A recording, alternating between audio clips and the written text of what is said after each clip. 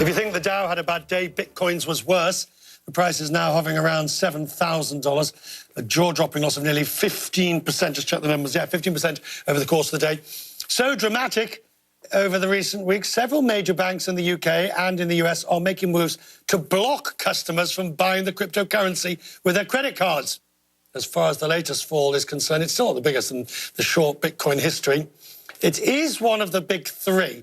The worst was 71% in April 2013, 60% in 11, 57% so far from the all-time high so far this year. Joining me is David Wachsman. He is a Bitcoin and digital currency expert, chief executive of Wachsman PR, and Shelly Palmer, the Palmer Group. Good to see you. Absolutely. Good to see you. All right, Richard. Let's start with you. Bitcoin. It's had a rough day. Well, I'd hate to see have a bad day if that's a rough day, but that's good. Okay. It's a volatile cryptocurrency. It's been volatile its entire life. Only a year ago, Bitcoin was hovering far less than it was today, and people were wondering, could Bitcoin ever eclipse 1,000? And here we are today at 7,000. Yes, it's down 57% from its all-time high, but still up significantly from where it was just a year ago.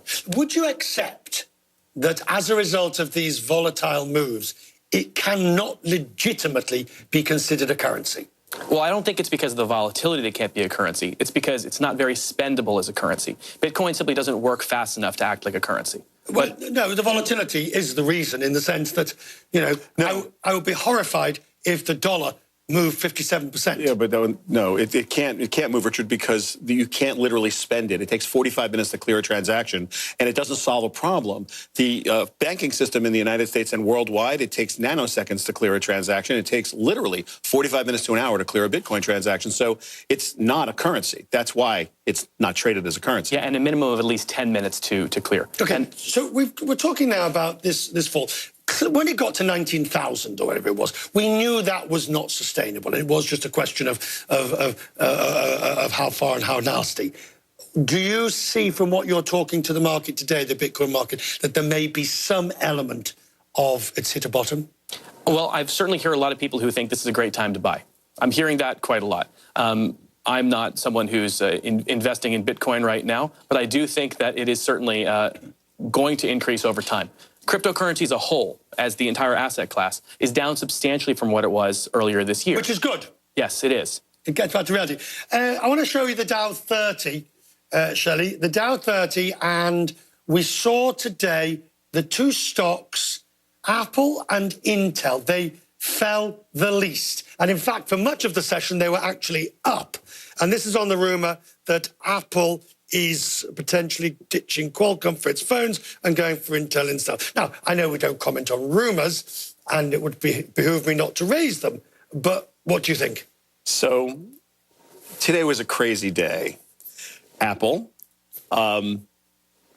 may well change their chip manufacturer. It's possible. They've done an amazing job with Samsung.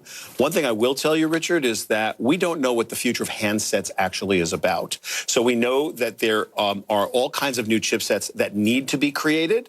I'm not sure that that rumor, which I heard too, had any impact today at all. The Apple share price suggests the market, at least temporarily, has fallen out of love with Apple. It is one of the stocks that is now fully 10% off its all-time high in a correction, if you like. Is that I know you don't comment on share prices as such, but knowing what you know about the company, its pipeline, the iPhone sales, does that justify what's being done to its share price? So it depends how you look at the market. If you're looking, short term at Apple, there are certain indicators that tell you that they're going to have a kind of a year coming up. If you take the long view of Apple, you have to take the long view of the sector, which says that this is going to be an awesome time for tech, and this is just an adjustment.